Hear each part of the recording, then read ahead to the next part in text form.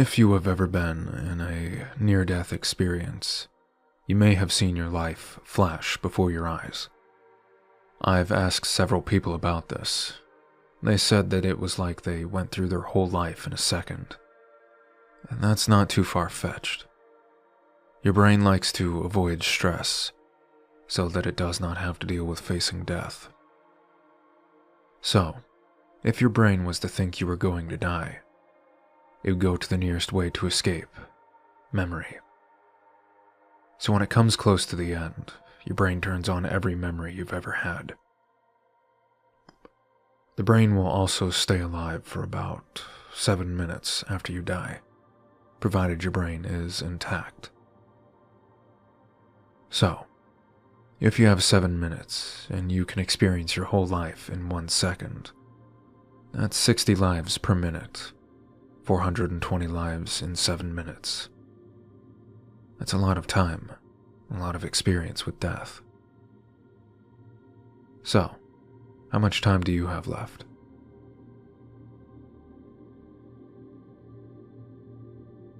The next day, humankind will develop further. The next day, humankind will develop faster. Intelligence, genetics, technology all grow exponentially. For the moment, it is all for the cause of benefit. There are newfangled machines, tiny, tiny machines which may help a medical patient, may prevent death. There are different machines, larger ones to help humankind to relax, to unravel their minds in order to think of more ways to develop. Logically, there will come a point at which development will cease to cause benefit, for all the benefits shall have been satisfied. That which science acknowledges, yet is intangible to human hands, will be penetrated, maimed by the orderly and sharp nails of humankind's hands. Time. Humankind recognizes time to be powerful, for it cures all wounds, among other outlandish claims. Nature dictates humankind to be a dangerous species, in that its curiosity and crave for progress spreads a dark, falling hazard upon all, with its point of gravity placed upon humankind itself. Time shall not tamper, and must not be tampered with. Fiction has tampered with the image, a reflection of time burnt into a white canvas. Suddenly, a new machine. Suddenly, dark fuel. A loud and abrasive tear. Time has been punctured, and there will be no adhesive strong enough to reattach its weakly, limping tatters. There are 2 women, Catherine Smith, Setsuna Mizugawa, and 2 men, David Hart, Abel Tennant. There is 1 capsule-shaped ship named Osmanthus. The 4 rebellious entities violated the taboo of existence, violated the guardian of life, violated reality. They flew seamlessly, unwavering and coldly through time's ever-growing fetus. The 4 heretics did not repent. Therefore, time must perish. Flawless time has been eradicated. A blemish has occurred which threatens to spread, a sepsis that will create a twisting tesseract of putrid pain. Aboard Osmanthus, the 4 entities attempted to understand the stationary blankness which they stand. They are frightened. Terrestrial knowledge has not yet prepared them for this. Time has vanished. There's no more life. There's no more matter. There's no more space. All which remains is the transparent pocket in which the 4 heretics and their ship will inhabit. A shattered fragment of time dwells within that pocket to keep the 4 humans speaking, living, and thinking. Epiphany. A woman says, "We have destroyed infinity. Then a man says, "We have tampered with existence." The other woman says, "We are still living." And the other man says, "For this is our punishment." 4 thin, intelligent heretics sat down atop their ship, watched a blank colorlessness, never aging, never dying, never moving. For this is their punishment. Their singular existence darkly pained them. After eternity, time's final fragment will collapse and vanish. Existence, time, reality are one, to be catastrophically annulled. The mind, the hollow void of your skull and electricity that keeps you alive, based on ever-changing but firm instincts. The very mass that is you, your consciousness, all in one small, fragile pack of tissue. But as we know, electricity can be manipulated. You can be manipulated.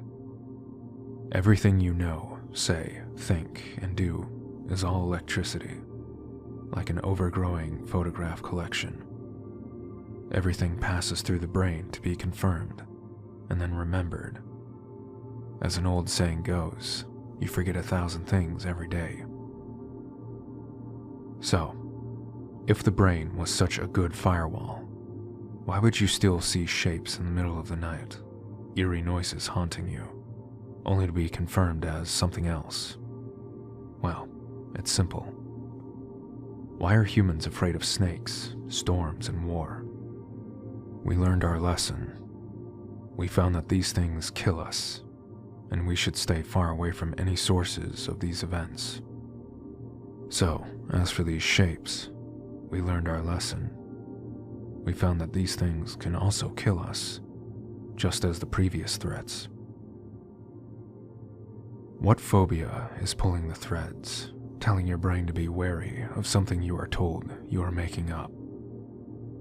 All the studies, all the facts, and yet you still fear your midnight hallucinations. It is less simple than many would like to prove, but can be summed up with one word: coexistence. Just because humans forgot these beings exist does not mean they have not slaughtered us in the past, and they certainly have not gone away. These stealthy beasts have taken kids who were declared missing.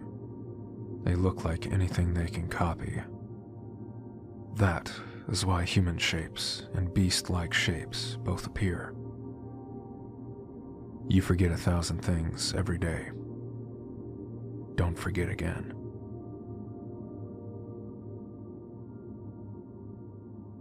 Deja vu is actually a glitch in reality, and it indicates that something has just been changed. Someone or something has ceased to exist. All memories and records of their existence erased forever. Deja vu happens when they get into your brain, when they need to change your memories. Maybe to erase your brother from the world. You know, the brother that you never had. Did you know that the world isn't always what you see it to be? Have you ever considered, just for 1 second, that the last time you climbed the stairs, you didn't make it? Consider this the next time you climb up or down a flight of stairs. Perhaps as you're reaching the top or stepping onto the bottom, that while you were ascending or descending, that you actually fell, and your mind is refusing to register it. Perhaps instead of walking away from the stairs and going about your day the way you think you did, you were actually at the bottom, injured. Perhaps you broke some bones. Perhaps it was your neck. Perhaps you are actually dying. Consider this proposal, as at any moment the illusion could break.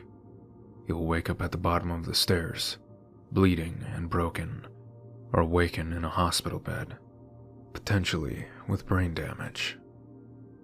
Perhaps the illusion will be broken only by the coldness of death. Perhaps at any moment during the illusion, you could slip away. Everything will just suddenly go black. 1 second you are driving your car or watching TV, and the next, nothing. Perhaps this is your wake-up call. One school day, a boy named Tom was sitting in class and doing math. It was 6 more minutes until after school. He was doing his homework when something caught his eye. His desk was next to the window, and he turned and looked to the grass outside. It looked like a picture. When school was over, he ran over to the spot where he saw it. He ran fast so that no one else could grab it. He picked it up and smiled. It had a picture of the most beautiful girl he had ever seen. She had a dress with tights on and red shoes, and her hand was formed into a peace sign. He wanted to meet this girl, so he ran all over the school and asked everyone if they knew her or had ever seen her before. But everyone he asked said no. He was devastated. When he was home, he asked his older sister if she knew the girl, but unfortunately she also denied it. It was very late, so Tom walked upstairs, placed the picture on his bedside table, and went to sleep. In the middle of the night, Tom was awakened by a tap on his window. It was like a nail tapping. He got scared. After the tapping, he heard a giggle. He saw a shadow near his window, so he got out of his bed, walked toward his window, opened it up, and followed the sound. By the time he reached it, it was gone. The next day, he asked his neighbors if they knew her. Everybody said, sorry, no. When his mother came home, he even asked her if she knew her. She also said no. He went to his room, placed the picture on his desk, and fell asleep. Once again, he was awakened by a tapping. He took the picture and followed the giggling. He walked across the road, when suddenly he got hit by a car. He was dead, with the picture in his hand. The driver got out of the car and tried to help him, but it was too late. That's when he saw the picture and picked it up. He saw a girl holding up 3 fingers. Don't take it. It's a miracle and a glory and the greatest thing to ever happen. So they say. And it'll probably become the law soon that you have to take it. We'll have you swallow a little capsule when you're still a baby.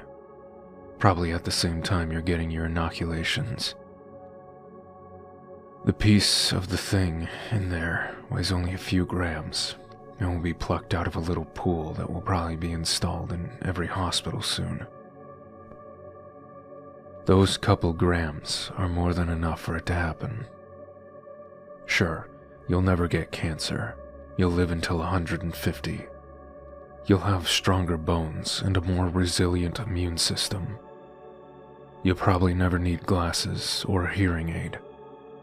If you lose something small like a finger, in half a year, you'll have it back. If you lose a whole arm, in 2 years, you'll have it back with nearly full functionality. It's the sort of miracle that's believable enough to catch on.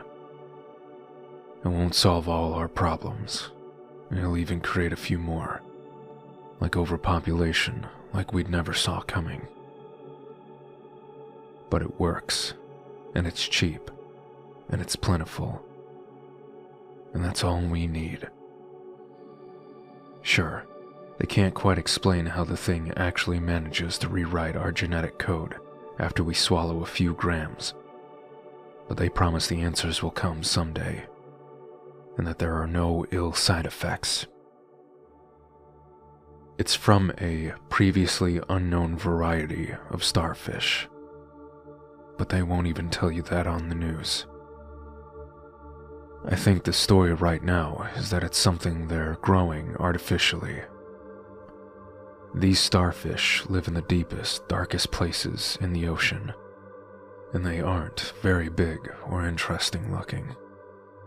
Honestly, we've probably even seen them down there before 1,000 times and just looked over them. It just so happened that prick with the show about eating weird foods got a hold of one, God knows how, and thought it was a different kind of starfish, and ate a part of it. And a year later, he had that foot he lost back. I'm sure they tore apart his house and tested gallons of his blood and interrogated everyone he ever spoke to. But somehow they figured it out just when the regeneration happened, and eventually they found the thing. It had been alive when he ate one of its arms, and I guess he took pity on it and let the thing live in a tank in his house. Well, this led to that, and eventually they brought up a ton of the suckers. But here's the thing. Think about our technology and innovations. Think about what they're for. Mostly it's to keep us alive longer, make us healthier, help us communicate better. What if, as a race, we'd already had the ability to communicate via thought? What if we were naturally incredibly hardy and long-lived? What if we started out having everything we needed without having to do a bit of work? Our goals would turn to keeping our world the way it was and simply enjoying things. With a mind so powerful it can transmit and receive thoughts with no effort, it stands to reason other amazing things are possible too. With that mind staying completely intact, even in the smallest sliver of the creature, one has to wonder just what else that mind can do. So now, here's the question. If you'd survived all this time just sitting around on the bottom of the ocean with this incredible intellect, how would you amuse yourself? What if that mind can wander and roam freely, if it can just find something to carry it? What if, as a race, we made ourselves the bottom of the food chain, just to ensure we'd constantly be taken into new creatures and allowed to see the world through their eyes? Is it really such a leap to think that such powerful minds could overtake smaller, lesser ones? No. Nor is it unusual to think that if such a race of powerful minds was endangered, they would use this ability to dominate the minds to defend themselves. That they'd patiently wait until their enemies devoured them, then simply displace the minds of those enemies and solve the conflict. I don't think it's all that crazy. And I don't think it's crazy that there's suddenly a lot more war all over the world. A lot of research put into birth control and the accidental release of that superbug that makes men sterile. We should be enjoying world peace, but instead, we're killing each other faster than ever before. Maybe they're not even threatened. Maybe we're just a game to them. Maybe we're the 100th race of beings these things have done this with. All I know as they don't turn you into some zombie from a cheesy old sci-fi flick. They let you think you're still in control, that what they want you to do is actually what you want to do. It all seems so natural, so right. Then we're in World War III. The only thing the bombs won't scorch clean is the ocean floor. Don't ask me how I know all this. And don't take that pill.